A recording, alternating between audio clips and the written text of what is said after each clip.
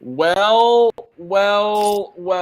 as the Bears, Ryan Poles, and Roquan Smith turn, this is an emergency to Windy City Chicago Bears podcast.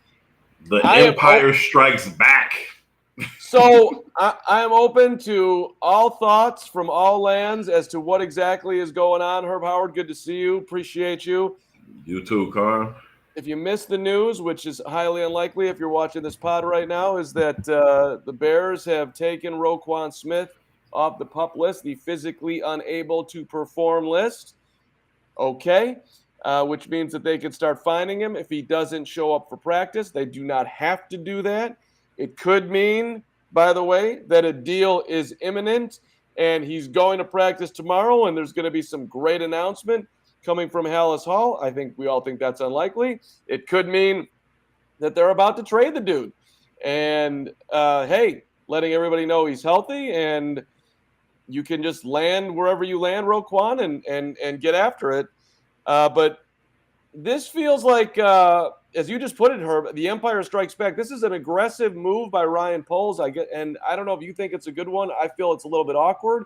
Yesterday, he's saying I love the player and I love the person. But today, he's kind of, he's playing some chess here. He's going after him. Yeah, I think it is Ryan Poles kind of striking back. When they first put him on PUP, I thought it was a gesture of good faith to just say, hey, we aren't going to fine you. We're going to put you on PUP. It's also good for the team because they put him on PUP. It opens up a roster spot for somebody else in training camp. And so it was good for both sides. And then when Roquan went public with his trade request, I think most likely this was just Ryan Poles kind of striking back to say, okay, if that's what we're doing, then let's do it. And so now, whereas it was this kind of good faith thing, we'll negotiate, you're here, we aren't finding you. Now it's, okay, get on the field or else. And that would be my first assumption. It is certainly possible that this is a good thing, that they have made some progress in these negotiations and they're close. And as you said, a deal is imminent. And so that could be the case as well. And certainly the possibility opens up for him to be traded and say, okay, he's not physically unable to perform. He can't perform. You can come get him if you want him. And so all those things are on the table. I think the first is probably the most likely, just being that, Poles is striking back. Our guy Moose, good afternoon, Moose. Thanks for being here. You get number one loyal viewer, hardball time. That's what it's starting to feel like. When I first saw it, I was like, well, maybe they got a deal done. Maybe we're just gonna let everybody know he's off PUP, and we're gonna have some announcement tomorrow. Because I was there yesterday, you were there yesterday, when Ryan Poles showed up and went to the podium and said, "I love the player, I love the person." It's no different than what I said a month ago. It's the same damn thing. So it's kind of like you get up in front of the media and know how to play that part and get Bears fans on your side as best you can.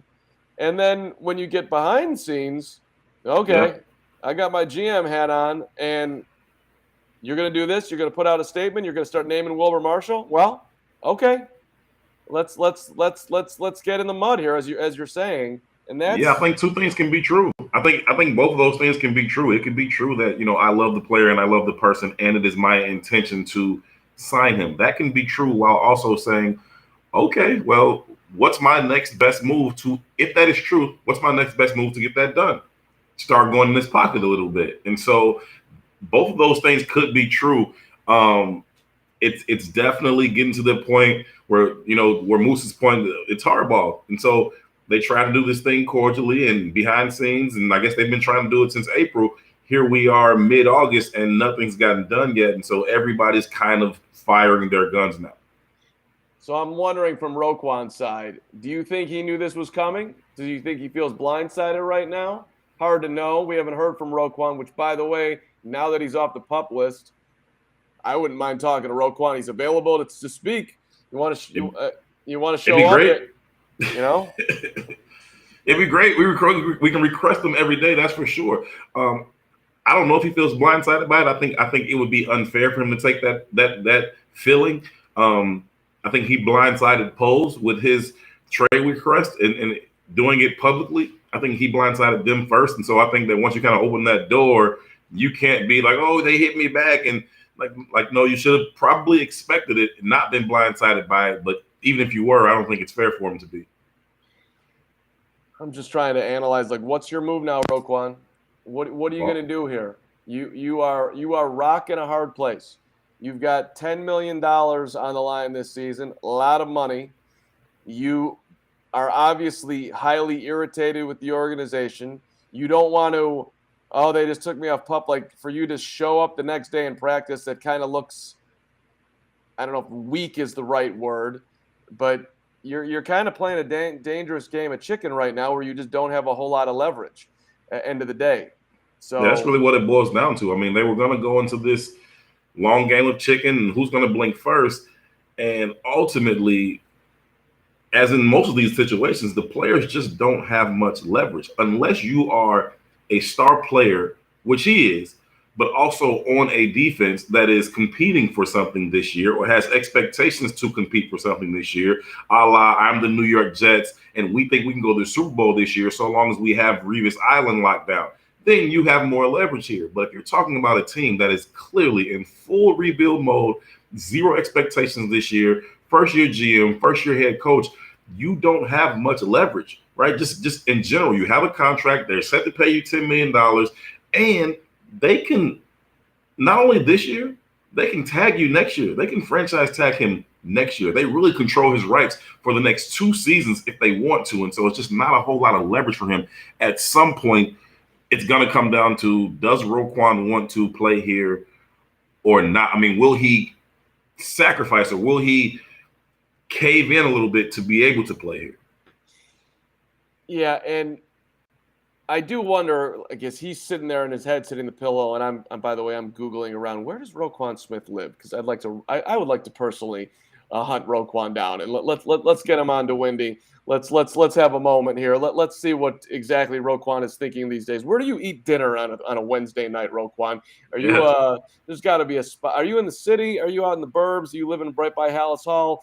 I'm guessing you're probably out that way, but I'm not exactly sure if you Google it, by the way. The only thing that comes up is when he had stuff stolen from his Georgia home, which was so I can't, which was not a good, nice thing. People should not have done that, but I can't. I'm sure somebody can figure out where Roquan's at right now, but just know that DeWindy is on the case, man. Where is this You guy? are welcome here, Roquan. I want to talk to you. Yeah, I let me actually flip back. Polls his whole what he's done here. Didn't get a deal done. Said yesterday that he's surprised that we got to this point. Has underlined multiple times that he loves the player and the person. And now today, Empire poll strikes back, takes him off a PUP. I think one word that I think could apply to this is clumsy. This has not been a smooth process for a first-time GM. Not to really bang on him on it, because if it all comes out in the end that Roquan is signed and it's a deal that the Bears are happy with and a deal that Roquan's happy with, that win is still out there. But I would say to this point that clumsy is a fair way to call what's happened so far.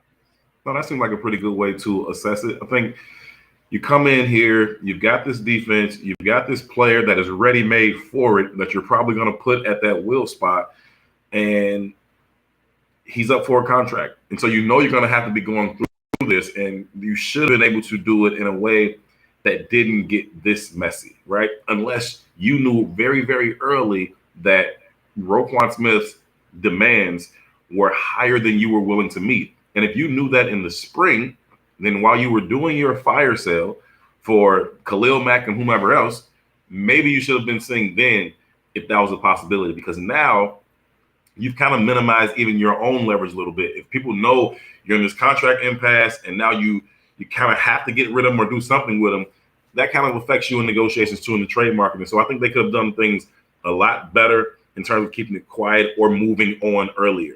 Great point. It's, listen, if you went into the offseason and you it's hard to slow play that you're willing to deal a guy, right? But you could have been like, hey, listen, you want to knock my socks off for Roquan, we'd consider it. It's not something that I want to do, but we are in a position where we've got a lot of needs, and this is a premium player, and we're not anywhere close to our window right now, at least at best a year away. So what do you got? That would have been a great way to, or the best probably way you could have gone about trading him. They didn't do that, and now, well, Now it's a mess. It's a public mess. Everybody knows, and both of you guys are now kind of publicly taking your relationship public. Oh, they're not treating me right. No, they're not. And so you've gotten to this space now where it's a public mess, and it's not good for either side right now. It's not. And okay, I mean, listen, we had our guy Robert Quinn spoke today. After it took forever. No one cares about that, but we waited a long time for Rob today. A long time. Yeah, but then he came rolling in, and he was honest, mostly. Business is business and business is business. But he named that, hey, we want Roquan on the field, just like Riley Reef said yesterday, just like Darnell Mooney said the same thing today. There was a lot of discussion today at practice about the terrible field conditions at Soldier Field, and Cairo Santos is very happy apparently with the new punter. The rookie punter apparently is very good at holding the football, and they've got a smooth operation. So that's good because the Bears, listen, be good somewhere. Let's be able to kick a field goal. All right, go Bears. But it was it was a super quiet news day. Special teams talking. I was falling asleep in the back, to be honest with you. I was like, okay, and then Rob came out there. That was interesting. And then going home, here it comes. Bears take him off the PUP list. Okay. I mean, who do you think Poles confers with on this stuff? I mean, is it just maybe it's Ian Cunningham? I don't know. Or is he just making this decision? Hey, I'm the GM. This is what we're doing. I'm sure he talks with Ian Cunningham. I'm sure he talks through those things with him. I'm sure he at least runs, his plan of action past the McCaskies in terms of, hey, this is where I'm at. This is what I'm thinking I'm going to go ahead and do. I don't think they would find out in the news. I also think I'm pretty sure that he still leans on, his relationships and his contacts in Kansas City and how they've dealt with things in the past and, those types of things. And so I'm sure he's, using his entire network to kind of help him find his way through this process. It's his first huge firestorm, and it's starting to burn out of control. And it's heated. It's emotional. You've got a player that the fans love at a premium position for this particular franchise and for this defense. It's not a good spot to be in. I'm sure he's reaching out for help everywhere he can find it. Bulls Rule 15. Appreciate you jumping into the Windy, man. Indeed. Welcome. Awesome to see you, and thank you for the compliment. We're doing our best, baby, to bring it every time we're on here. And hit that subscribe button, turn your notifications on, 5:30, 6 o'clock, whenever news breaks, and we're whatever. Right, we're kind of at the mercy of the Bears right now during training camp. We don't, in terms of when the practice is going to be, when news conferences are going to be scheduled, and when breaking news is going to happen as it relates to injuries or holdouts or whatever. Yeah, and listen, bottom line, we're on the pulse here of these Bears, and I was talking to I'll leave the reporter his name off the record here because I don't think you want me sharing that. But I was asking somebody who I respect out there today. I'm like, do you think this is the worst Bear roster that you've seen going into a season? Not saying how it's going to turn out. Maybe they'll overachieve. Sure. Vegas has the Bears at 6.5 wins. 95% of the money is on the under. Vegas is never wrong. Makes me think it's going over. I have no idea how, but maybe it will. I like to stay with if the public is one way, I like to go the other. But as far as the pure roster going into a season, this could be the worst. He's like, I have no question in my mind that this is the worst in the last 20 years. I look at them as a possible number. They could be getting the number one overall pick after this season. That was the comment that I got today. That is a lot, and I understand that perspective, and the reporter is not wrong in terms of what you see on paper, right? You don't have a lot of proven talent. I would say I can count on one hand the amount of proven talent that you have on this roster, right? I'll give you Demo, I'll give you Mooney, I'll give you Quinn, I'll give you Jalen Johnson, and maybe some semblance of an old Bojack. Like, I got nothing for you after that. Truly, I don't, right? Roquan, if he's going to be there, but he's not, right? And so everybody else is kind of, you're hoping they can ascend or hoping they can become something. And so on paper, it doesn't look good. I'm a little bit more optimistic than most because I think there's value in playing the game the right way, hustling, competing through the echo of the whistle, being disciplined, being organized. I think there's some value in there to where you can kind of play above your talent. But looking at the roster, I wouldn't disagree at all. Yeah, and that is a hell of a compliment that you just paid Matt Eberflus, who we talked about yesterday, and sort of falling in love with the Flus, if you want to call it. This is an actual real dude here. He's not just coachy coach, but can they actually squeeze every bit out of this football team that you can get, because they are going to do things in an organized, structured, right, get the best out of you every single day. Let's let the chips fall where they may. Maybe injuries will be friendly to the Bears this year, and all of a sudden you're winning more games, plus the schedule has a lot of winnable games, or more winnable games on there than normal, because the Bears were the Bears last year. I see a massive hesitation there from Herb. Go ahead. Quite Bearsy. I mean, it is a huge compliment to Flus, though, right? I mean, I literally just said they've got 5 or 6 guys that are proven players in this league. But I'm also saying that I think that they could win 6 at least and 9 at most. And so that's going to take one hell of a coaching job, right? To set that culture, to get every ounce of potential out of all 53 guys, the practice squad, and everybody else. Like, you got to get everybody humming if this team is going to overachieve, because the talent is not there. You can go from position to position and you just don't find talent.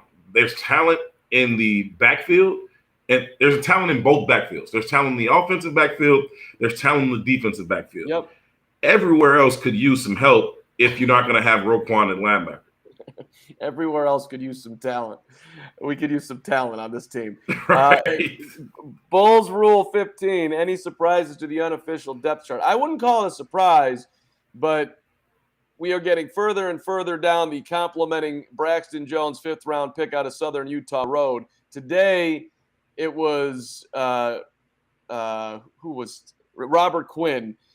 For some reason, I space on Robert's name. It's offensive, and Robert, I apologize to you. But Robert Quinn was up there today, and he's like, look, he's going against him every day. So he was getting peppered with questions about, hey, tell us, do you talk to Braxton? Are you coaching? He's like, no, I'm not coaching up Braxton Jones. That's not my job. But I am competing against him every day. And what do you like about him? Well, he's big, and I'm impressed as a rookie that he's out there. So Braxton Jones being this solidified left tackle, I would consider that, at least not any more a surprise, but it was a surprise when it happened. Elsewhere, I don't really see a whole lot of surprises. Do you?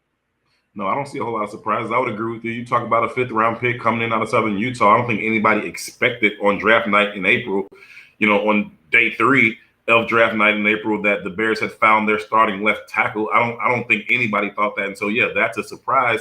But it's become a real thing. He has kind of constantly solidified himself in that spot at every turn, whether it was Jenkins, Riley Reef, and he just continues to solidify his spot there. Other than that, I think it goes back to the last thing we were talking about. There just isn't enough talent on this roster to be surprised by who's the number 1 or who's the number 2. Like, I've been saying all summer, you've got a group of wide receivers who, outside of Mooney, any of them could be the number 2 receiver or not make the roster. That's like, there are no surprises to be. There's nothing to be shocked about. And I'll shout out, by the way, Darnell Mooney, because this roster is what this roster is, and you can't have Justin Fields talk every day, and Right. Roquan is holding out, Right. and some guys probably just don't want to do it. Darnell Mooney is put in front of the media. It's a lot. And he gets up there, and I was like, we're doing Mooney again today. Wow. Okay. But it's Mooney or Kairos Tonga. There's not a lot of options for Bears PR over there to who's talking today that they want to talk to. I mean, no, when you get down to the point where the press conference is, 5 or 7 minutes of 7th-round rookie Trenton Gill being athletic enough to catch the snap from Pat Scales in the 10-2 window, give it a quarter turn and sit it down for Cairo. Like, it's getting thin, right? It's getting really, really thin. And so shout out to Darnell Mooney for doing that. Roquan was that guy last year. Roquan was the guy who always came and talked to the media. Tough game, he would come out there. Practice, he would come out there. He was always the guy. And so Mooney may have to be that guy. Fields, I don't think they want to expose him that much, Plus, he's just kind of like, I don't really want to talk to y'all. Like, you know what I mean? That's not really his thing. And it's Quinn is an uncle. Like, he's just like, yeah, okay, I don't, whatever. And so Mooney has to be the guy, him or David Montgomery. Right, and he's doing it. You're a leader. I appreciate it. And today, by the way, just on the field, and then we can get on out of here. And Moose, we'll get to your question in a second. Fields had a good day today. I think overall you would say that there was some nice plays made by a handful of receivers today. Kevin Shaw continues to have his moments. I mean, he's tiny, but he keeps on popping up. There was, let's see who, Isaiah Coulter had that was maybe a highlight today, catching the ball in the end zone. That was funny that Mooney talked about. It's like, that play was designed for me, but he lined up in my spot, so he got it. But if he dropped it, I was going to tell his ass off. Yeah, exactly. And shout out to Bears fans too. Y'all coming out there. It was a hot day. There was like real reaction on plays all day long. Like, y'all are real. You love the team. You wear your jerseys. You park. You walk in. You get out to Lake Forest. It's people are working. They're taking time off. Shout out to you, Bears fans. Moose, your question here.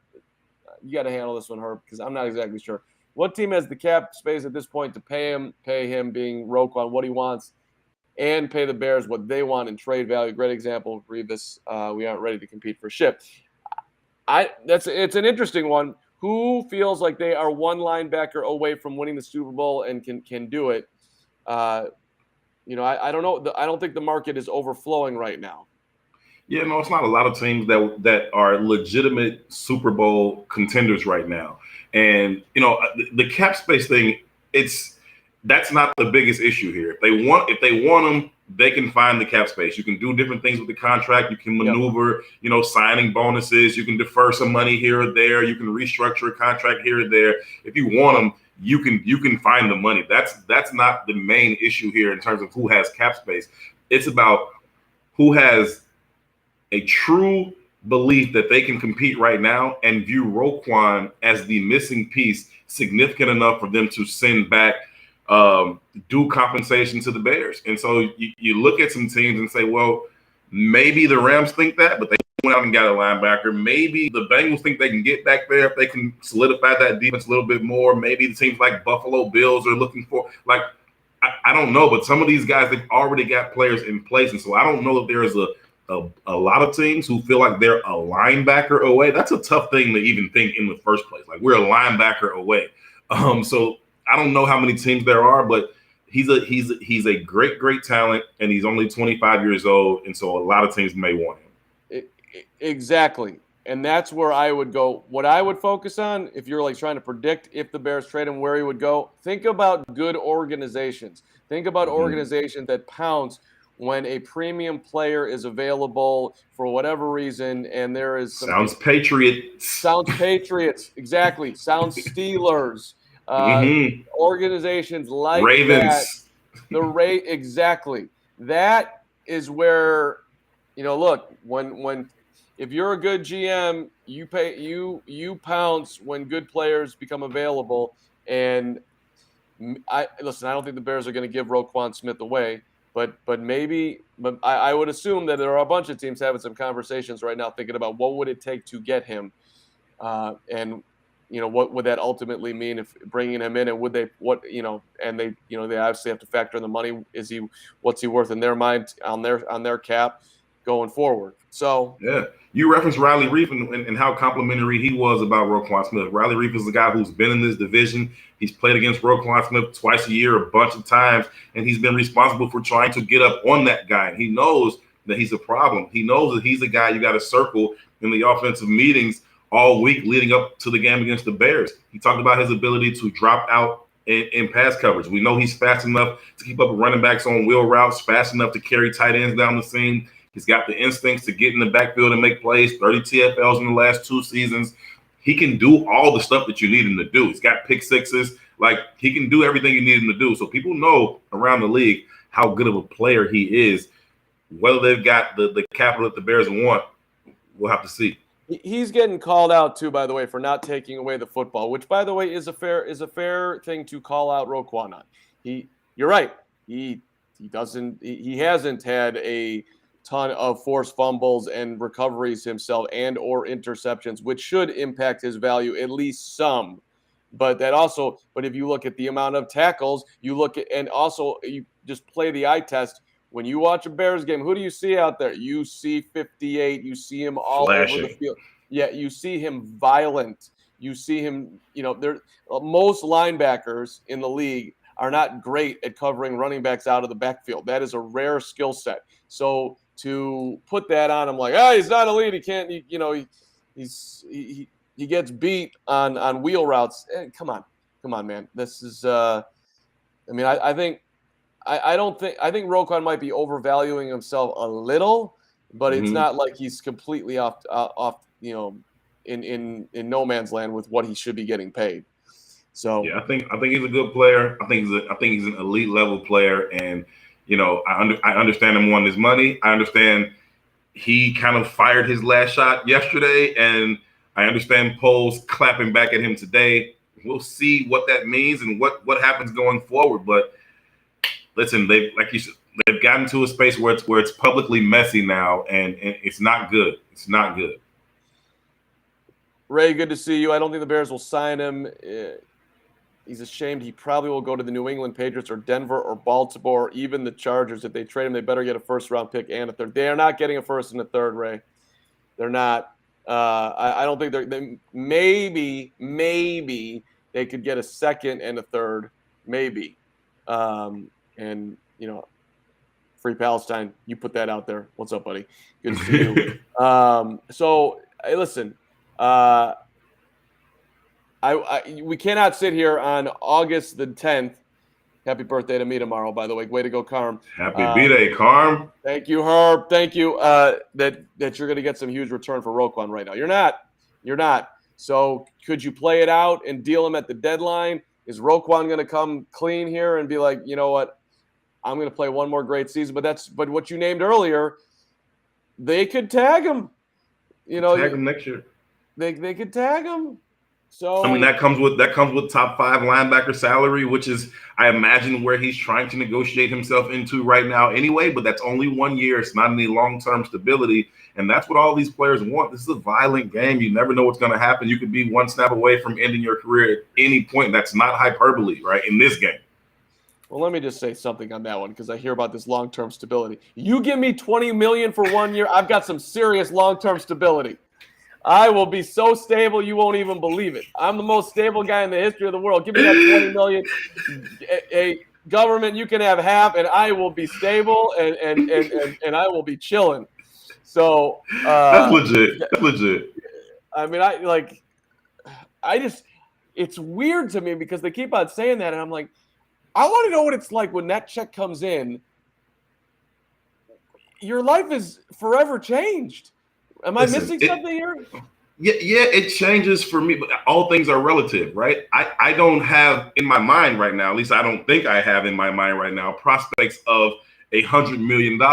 And so for me, 20 million sounds like as good as it's ever going to get. But if I think I really have legitimate prospects for 100, I don't know that I would cash it in for 20 or be happy about it. I get all that. It's just the rhetoric. Like, I got to be able to take care of my family. Your family, your family's family. Come on. There's nothing you can't eat at this point. Yeah, like you're making $10 million this year. Whatever he made last year. You are already set for life. Get yourself a conservative guy. Get your Vanguard going. You're done. You don't need to invest in anything. You don't need to do nothing. You're good. You made it. Congratulations. I'm extremely jealous, and you earned it. I'm proud of you. But come on. Oh my God. I feel you. So all right. And you're Moose. You're right. You listen. People, it's all over the place. They, you got all that money. You live huge. You get the biggest house. You got a boat, 5 boats, whatever, 7 cars. You're taking care of your cousin's cousin, and you just I get it, but I mean maybe we should have everybody raised by Papa Fred Carmen. $1 is $1 is $1 is $1. We need, who we need is Ocho. Chad Johnson. That's who it is right there. Yeah, I mean, it's fake jewelry and McDonald's. That's what it is. Fake jewelry and McDonald's, and he lived at the Bengals facility his first 2 years because he's like, are you kidding? The players' lounge is sweet. I got my game console here. The showers are awesome. This bed is amazing. I'm good. Great food. Yeah, huge gym room. Food's awesome. Where else would I want to go? My Marvin Lewis had to come in like, hey, dude, you can't live here anymore. So he got evicted from the same facility. He got evicted. But he lived there for not 1 year, not a month, 2 years. Ocho, you are not ever going to be on the show broke. All right. Good stuff, everybody. Great to see you all jumping in here on an impromptu, the Bears and Roquan off the PUP list. What make a prediction, or what happens next? This thing goes into the season, Carm. It goes into the season, and it comes down to Roquan swallowing his pride and saying, I'm going to play for the 9.7. Like, I think that's what happens. You think he sits out the entire preseason, doesn't budge, and on September the 8th, he's like, all right, I'm ready to go. And the Bears maybe are somewhat nice and don't find him. That's what you think? Or when you say into the season, you think that he doesn't play week 1 against the Niners? I know I'm putting you on the spot here, but if I had to pick, I would say he comes and plays week 1. I would not be surprised if he set out to week 10. Just understanding the guy, just understanding how he wants to stand on principle, understanding how he's viewing this thing in terms of being disrespected. I wouldn't be surprised if he did everything except forfeit his, 5th accrued season, which comes at week 10. So if I had to pick, I say he comes in week 1, takes his 9.7, goes out, gets 150 tackles in the will linebacker spot in this defense, and then tries to do this again next year, but they'll probably just tag him or whatever. But if he goes into week 10, I'm telling you, I wouldn't be surprised. Wow. It's an interesting one, Jabari. Roquan giving off Le'Veon Bell vibes with no agent. I do wonder when he's having his quiet moments if he's enjoying this representing himself thing, because I can tell you that can be stressful if you got options out there or don't have options out there. Yeah. And so I listen. My prediction is he plays the 3rd preseason game. I think he freaks out and wants to get 1 game under his belt. Actually, I'll walk that back. I think he practices on 3 days before the Niners come calling. That's what I'll go with. Okay. But I do feel like you're a little more keyed in on this than me. I mean, I'm straight guessing, but I feel like you I think, and I know that you're making an educated guess too, but I think you got a better feel for this than I do, Herb. Yeah, he would have to get in there, that week of practice. So I'm with you on the 3 days before the Niners pull up to Soldier Field. He would have to get in there and get some work. You can't just throw a guy out there if he hasn't gotten any work. And so I think, he would show up, start getting ready for game week and go through the process and then just go ahead and ball. He's always shown up, though, right? Other than he held out in his rookie year, but he's the guy who's always shown up to involuntary mini camps. Even when the defense kind of last year, the year before, the defense was kind of protesting and all the starters stayed away except Roquan. For voluntary minicamp. And so he's always shown up. I think he probably will show up week 1, but if he's really, really upset, I could see him just drawing a line in the sand and staying till week 10. He might be really, really upset if yesterday's post was not just let me see if I can make this thing move along by doing this and putting some pressure on him. Oh, shit. They're taking me off PUP. That's what I got for doing that. Maybe that was a mistake. All right, what do I do now? Hey, Ryan, what's your best offer? You said yesterday, by the way, I was watching the press conference, that you made some historic offers to me. I think that was the word that he chose. Right. Which ones are those? Remind me exactly what those were again. Let me think about that. Historic. Okay. Maybe that's his play. Hey, Ryan, you're a good dude. I got it. Checkmate. You got me. This is I don't know what the hell I'm doing. All right. Yeah, that's true too, Jabari. It's been an interesting little off season for the Bears as far as clearing things up off the field. It has not been a smooth start for Ryan, but we also underlined yesterday. Well, this draft class is looking like it's going to get a lot of run this year, which would be a hell of a job by Sir Ryan Poles if that's how it goes. I mean, we got a lot of potential starters here. All right, team. Hey, we're back sometime after the Chiefs game, over the weekend, Saturday, Sunday, Monday. So first preseason game coming. Football on your screen. See how much everybody plays. Let's make actually a prediction on that one, Herb. How much do we see Fields on Saturday? Depends on how they look. I would like to see him for a quarter if necessary. But if they come out there and they go, 8-play drive, 75 yards and a touch, pull him, right? He's not the guy I'm most worried about. I think it's just going to be a process. He's not going to solve that process Saturday against the Chiefs third stringers, right? That's not what I'm most worried about. I'm most worried about those young guys getting in there, getting some reps. I want to see the Braxton Jones of the world play a quarter, maybe two. I want to see those young kids on defense out there and making plays. And so those are the things I'm most worried about. I will give Justin Fields 2 series. I'll say he plays 2 series. I wouldn't mind seeing him play a quarter, and if they do well, 1 drive. But I would say he gets 2. The Bears are also super banged up too. Like I think a lot of these guys aren't going to play. Like I don't think Kyler Gordon's going to play. He hasn't practiced this week. No. So half the team was on the injury list today, which is why. But so got to factor that in too in terms of how much Justin plays, right? If he's out there you're not going to put him out there with third and fourth string guys that aren't going to be in the NFL in a few weeks. So you can't risk him like that. So that factors into it as well. Yep. Lot to consider, Matt Eberflus. We got you, though. You got this, buddy. Your first time as a head coach in the NFL. Let's go, Flus. All right, everybody. We'll see you next week. Herb, good to be with you. Fun time. Always, Carm. Yeah, everybody. We appreciate you, and we will see you next time on The Wind. Peace.